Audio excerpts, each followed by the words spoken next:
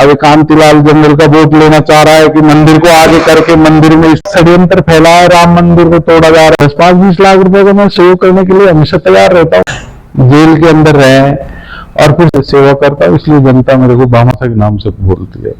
अब 8 महीने जेल के अंदर रहे और फिर साथियों नमस्कार, जय हिंद, जय जय भारत। मैं विष्णु शर्मा, आप देख रहे हैं दृष्टि राजस्थान।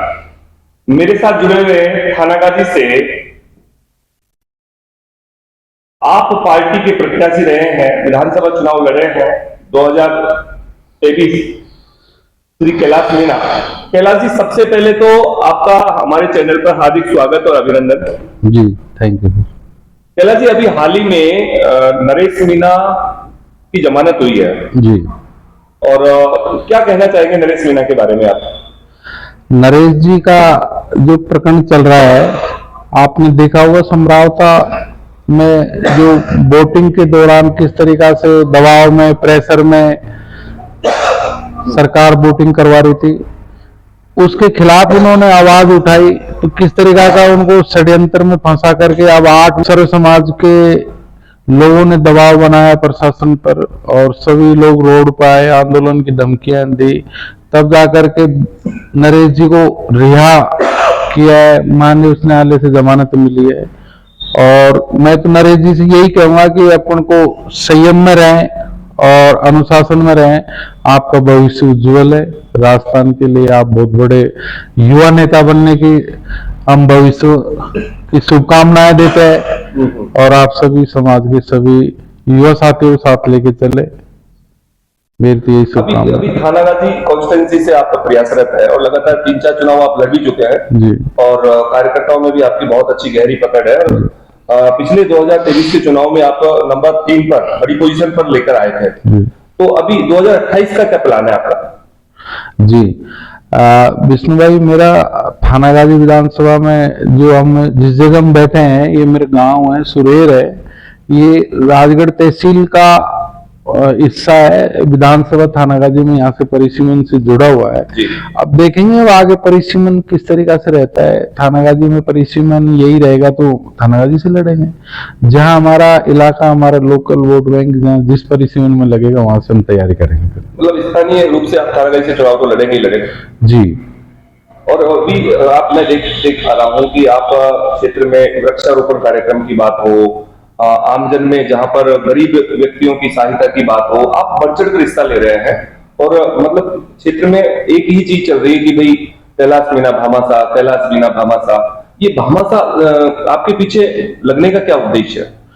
ये तो मैं निस्वार्थ भाव से गरीब बच्चों की, गरीब परिवार की, इनकी हेल्प करता रहता हूँ और धार्मिक कार्यों में भी मैं अपना योगदान देता रहता हूँ। तो ये तो एक जनता का ही नाम है, जनता ने नाम दिया है और मैंने जनता की सेवा की है। सेवा के रूप में ये भामाशाह का नाम मिला है, जो गरीब बच्चों को, गरीब बच्चियों की शादियां और धार्मिक कार्यों में, मंदिरों में, इनमें सब में, यज्ञों में, आगे से क्षेत्र में या क्षेत्र के अलावा कहीं भी जहां भी मेरे को सम्मान से बुलाते हैं, कोई भी समाज का भाई, कोई भी कार्यक्रम धार्मिक हो, चाहे शादी ब्याह हो, चाहे गरीब हो, चाहे कोई मिशन हो, सब में मैं आगे रहता हूँ। इसलिए मैं सेवा करता हूँ, इसलिए जनता मेरे को भामाशाह के नाम से बोलती है।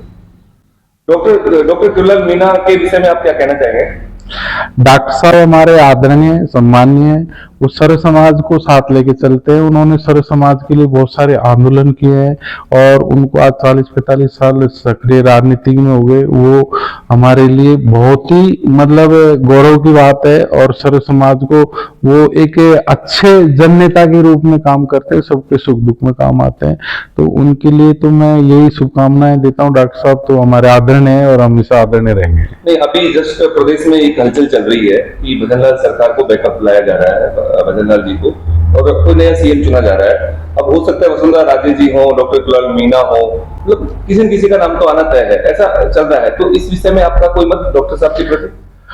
मैं तो यही है कि अब जो चल रहा है भारतीय जनता पार्टी का डिसीजन है, वो क्या करेंगे क्या नहीं करेंगे। भजनलाल जी भी अच्छे हैं और हम तो उनकी भी शुभकामनाएं करते हैं। और डॉक्टर साहब, वसुंधरा जी, जो भी आगे हो तो पार्टी का कार्य है, पार्टी का नेतृत्व है, पार्टी का डिसीजन लेगी, उसके बारे में तो अपन तो क्या कहें। थानागाजी के लोगों के लिए कोई विशेष मैसेज आपका? थानागाजी के क्षेत्र में मैं आता हूं और मैंने सबकी निस्वार्थ भाव से सभी समाज के लोगों की सेवा की है और मैं हमेशा करता रहूंगा, उनकी सेवा में हमेशा समर्पण रहूंगा।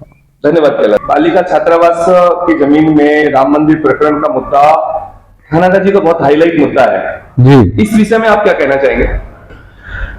विष्णु भाई, मैं इस विषय में आपको मैं यही कहना चाहूंगा कि जो बालिका छात्रावास की जो खातेदारी जमीन है उस पे अतिक्रमण हो रखा है और वो अतिक्रमण कच्ची बस्ती का भी है जिसमें लवारे गडरे काफी लोगों ने उस पर अतिक्रमण कर रखा है।